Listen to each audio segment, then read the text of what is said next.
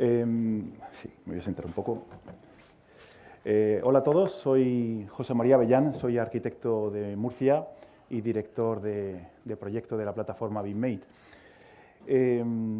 Este año el comité organizador me ha brindado la oportunidad de exponer un trabajo de investigación que inicié con varios compañeros míos hace ya 2 años. Aunque originalmente lo presenté con un título distinto al que estáis viendo aquí, que tuvo que ser modificado por cuestiones más científicas. El título original, que era el que a mí me gustaba, era El botón mágico de San Pal, y tiene mucho que ver con lo que os voy a explicar.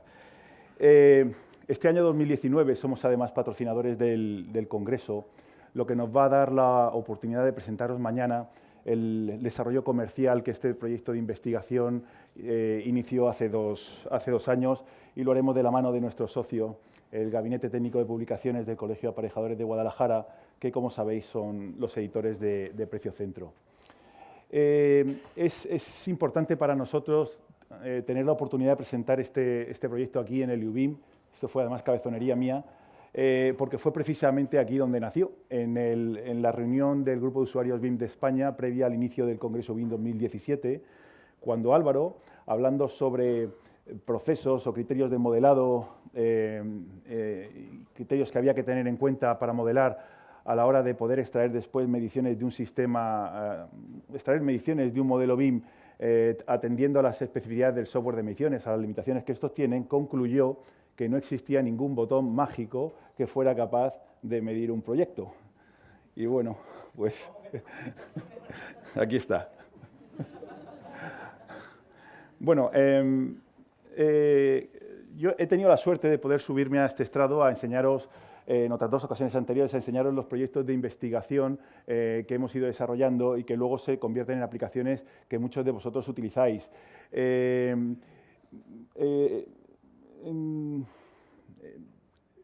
Como en otras ocasiones anteriores, voy a empezar por el final y por los agradecimientos, que creo que es una de las partes más importantes de todo trabajo. En primer lugar, quiero agradecérselo a mi mujer, Inma, que no sé si ha llegado o no ha llegado, pero sin su apoyo, pues todo lo que BIMmate va a aportar a la comunidad no sería posible. Ella, junto con mis hijas y mi hijo, son los que sufren mi dedicación al BIM y las ausencias, así que muchas gracias. Pero también a todos los compañeros que tengo en BIMmate, son ya tantos que no los puedo citar a todos, pero este año sí que quiero citar a 2 de ellos que me acompañan hoy aquí y que forman parte del grupo de programación y desarrollo de BIMmate, que son Manuel Antúnez y Chema Jiménez. En tercer lugar, por supuesto, a todos los colegios profesionales y a las universidades que apuestan por el BIM y que han suscrito con nosotros un convenio de colaboración a través del Colegio Oficial de Arquitectos de Murcia, que es quien puso en marcha la plataforma BIMmate, y que este año contamos, o quiero mencionar, a los colegios oficiales de arquitectos de Galicia, de Málaga, los colegios de aparejadores de Pontevedra, de A Coruña, el Colegio de Ingenieros Técnicos de Obras Públicas de aquí, de la Comunidad Valenciana, y también la Universidad Europea de Valencia y la Escuela Técnica Superior de Arquitectura de A Coruña, que está aquí también Pepe, que fue gracias a él que se gestó. Bueno, mirad, el software, si analizamos el software de mediciones que tenemos en la actualidad, resulta que, de manera general, se trata de soluciones de software de los años 90 del siglo pasado, que están pensadas como una aplicación de escritorio, una aplicación con una interfaz visual para el escritorio de Windows, y que en muchos casos está obsoleta. Es cierto también que desde sus orígenes han acometido su específica tarea de desarrollar las mediciones de un proyecto, permitirnos que lo hagamos nosotros de una manera solvente y eficaz. Pero no es menos cierto que con la llegada del BIM, el único camino que nosotros hemos visto que han sabido seguir para evolucionar es el del desarrollo de un complemento o add-in que trasvasara información de la medición de los elementos del modelo a la plataforma de mediciones que ellos desarrollan. Y en términos generales funcionan reconociendo uno o varios códigos que se incrustan en los elementos del modelo en forma de cadena de texto. De manera que al final el estado paramétrico de los elementos del modelo no tiene nada que ver con la unidad de obra que corresponde o con el código de la unidad de obra que se incrusta en esos elementos. Y ese fue un poco el criterio, el origen del proyecto.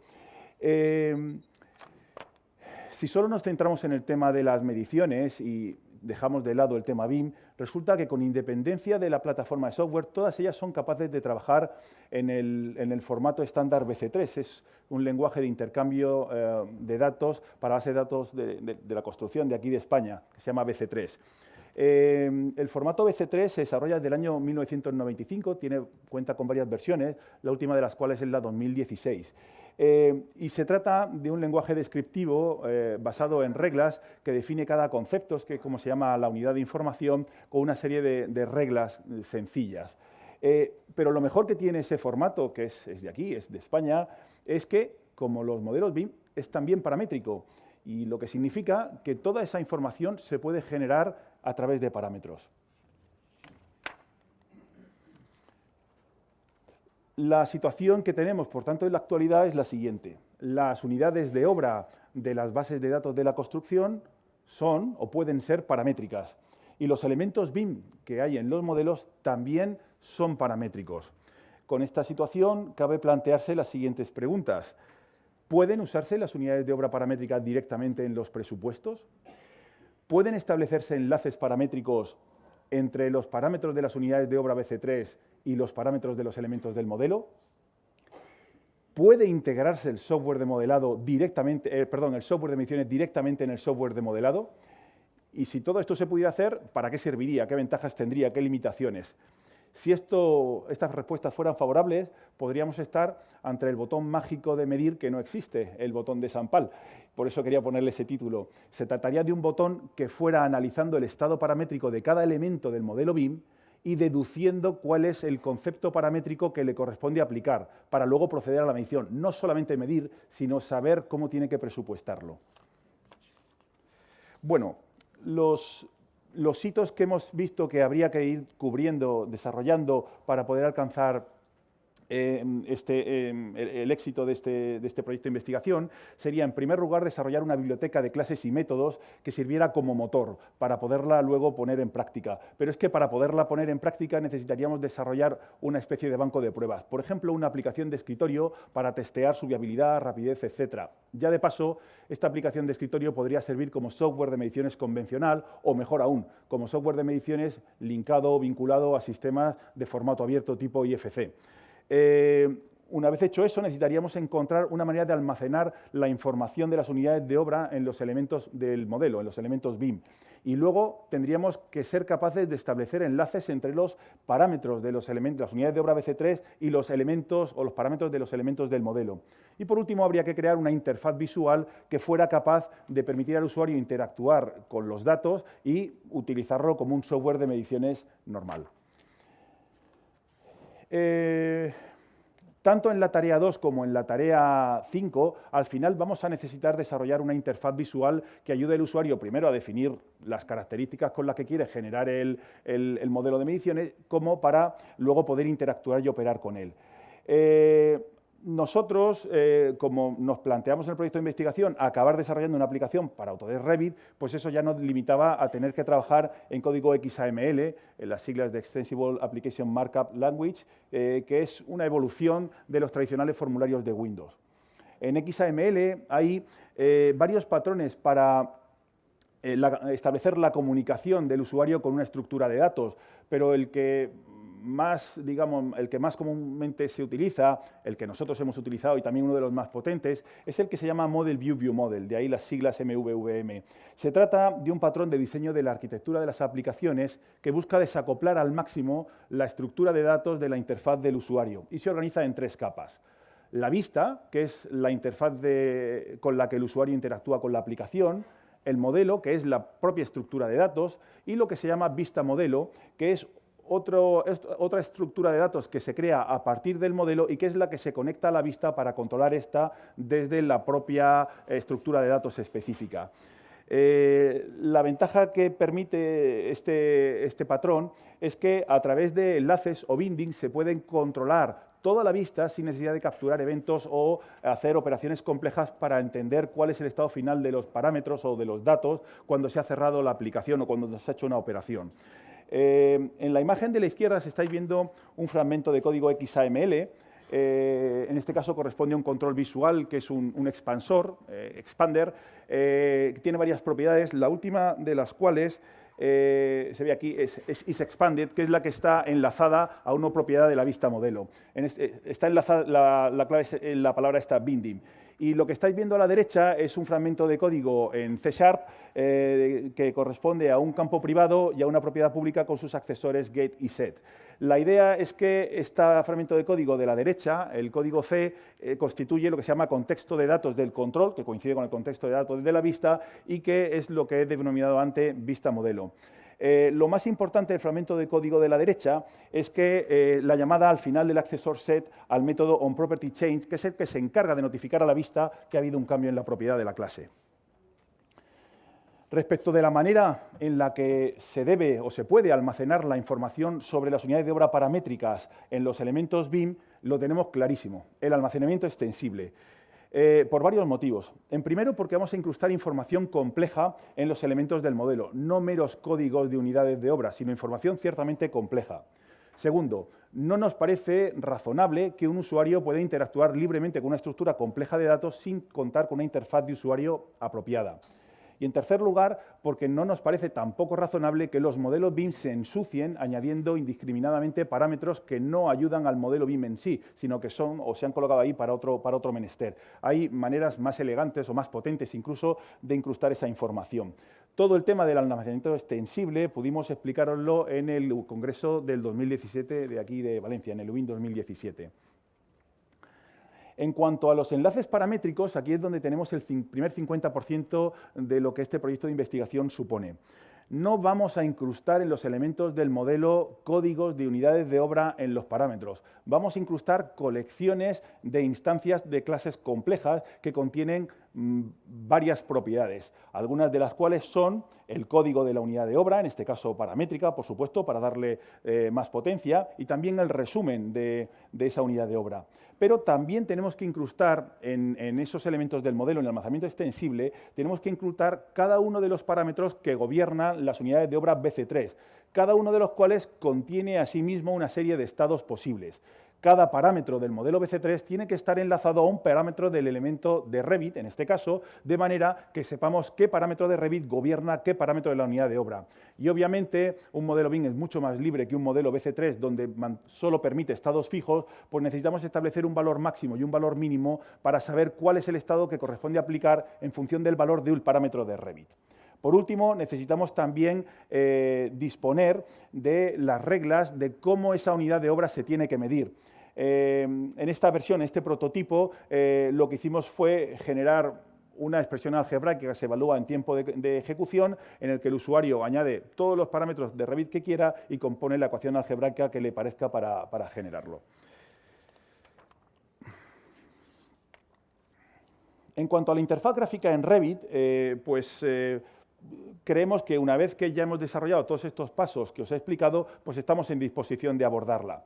Como lo queríamos hacer sin interrumpir, obviamente, las labores de modelado, pues tuvimos que emplear lo que se llama en Revit una paleta acoplable que también os explicamos en años anteriores. Esta paleta acoplable, pues ahora explicaré cómo está organizada, pero necesitamos también otra cosa, un comando que sea capaz de generar automáticamente las mediciones, el comando externo que configuraría ese botón mágico. También la aplicación tendríamos que desarrollarla en XAML, usando el patrón Model View Model que os he comentado. Bueno, pues el comando externo que generaría la medición automática tendría que seguir el proceso que está apareciendo en pantalla. En primer lugar, habría que iterar entre todos los elementos del modelo que se han seleccionado para la medición, o entre todos los elementos del modelo, según se quiera medir. Luego habría que iterar para cada elemento del modelo entre todos los conceptos o unidades de obra BC3 que se han vinculado. Para cada una de ellas, iterar entre todos los enlaces paramétricos que se han configurado. Es decir, ver cada uno de los parámetros, averiguar cuál es el parámetro de Revit que le corresponde, comprobar el valor del estado del parámetro de Revit, ver entre qué valores se ejecuta y con eso averiguar el estado. Para que al final podamos componer un código único de la unidad de obra que es específico del estado paramétrico en el que se ha dejado en el modelo ese elemento de Revit. Pilar, un suelo, puede estar cambiando continuamente de parámetros. Por ejemplo, el mismo techo puede estar a 3 o a 5 metros y generar unidades de obra diferentes. Una vez que tenemos el código de la unidad de obra específico del estado paramétrico, es cuando podemos llamar al método que se encargue de añadir a nuestro documento el concepto en concreto que corresponde a dicho código. Y por último, ya podemos operar calculando la medición de dicha unidad de obra.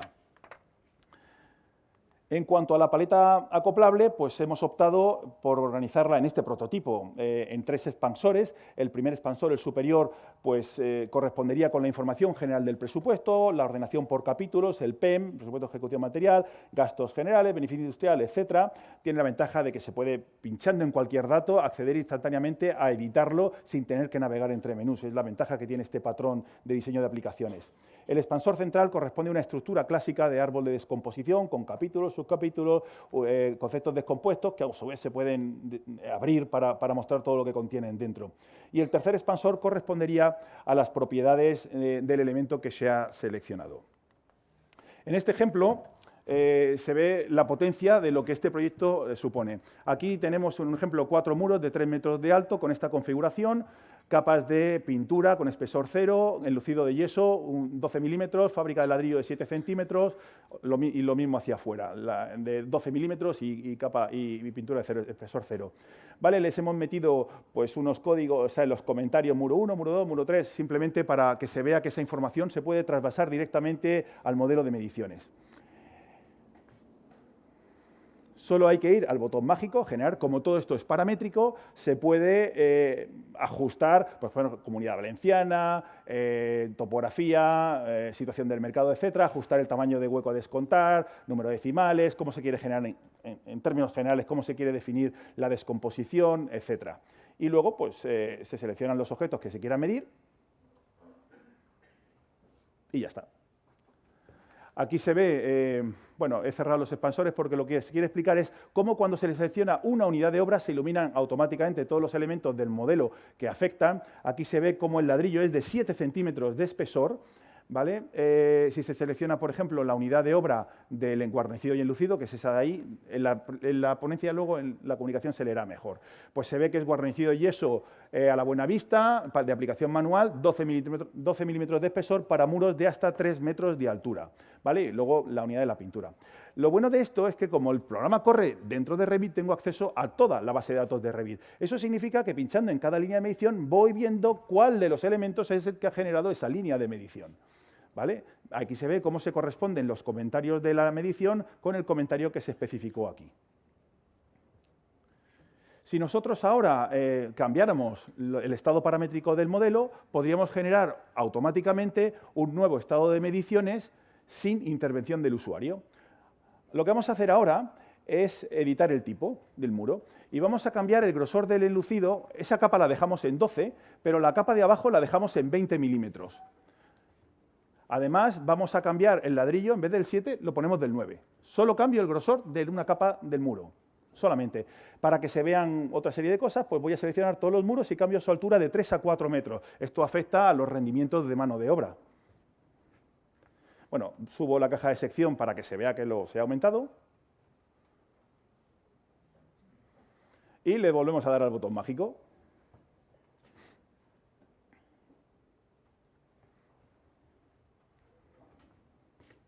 Ahora, la unidad de obra de ladrillo ahora no es del 7, es del 9. ¿Vale? También ha cambiado la medición, por supuesto. ¿Vale? El guarnecido y yeso ya no es una partida, son dos, la de 12 milímetros y la de 20 milímetros. La de 12 milímetros, además, bueno, la medición ha cambiado, obviamente, ha aumentado y además hay 2 unidades de obra que hacían los mismos trabajos que anteriormente solo hacía una. En cuanto a la definición, se ve que esa es para más de 3 metros de altura, porque hemos enganchado ese parámetro de la unidad de obra al parámetro de altura desconectada. En fin, y todo esto responde automáticamente, no en este prototipo, pero puede responder automáticamente el estado paramétrico. ¿Qué ocurrió? Que nos dimos cuenta de que no siempre es necesario ni conveniente establecer enlaces para todos y que había parámetros que el usuario no necesitaría enlazar, porque entre otras cosas el modelo se ensuciaba mucho y a pesar de todo se necesitaba un control preciso sobre el estado de cada uno de ellos. Así que usando la paleta acoplable del 2017, pues el resto de parámetros no enlazados los podéis seguir gobernando desde esa paleta acoplable y así no ensuciamos el modelo con parámetros que no tienen tienen nada que ver con el modelo BIM. En este caso hemos activado la banda de desolidarización de la fábrica de ladrillo, hemos dicho que el yeso lo queremos proyectado, además lo queremos maestreado y no me acuerdo qué cambios más se han puesto. Antes de hacer una nueva medición, pues ¿ves? Ahí, por ejemplo, se vería, si la resolución fuera mejor, que no hay bandas de desolidarización en la descomposición de la fábrica de ladrillo. Cuando ahora vuelvo a medir, en la descomposición aparece un nuevo precio simple, que es la banda esta. Sí, la banda. En el caso del guarnecido de yeso, se ve que es yeso para proyectar, cambia el tipo de yeso, maestreado y bueno, los espesores están vinculados a un parámetro de la fábrica.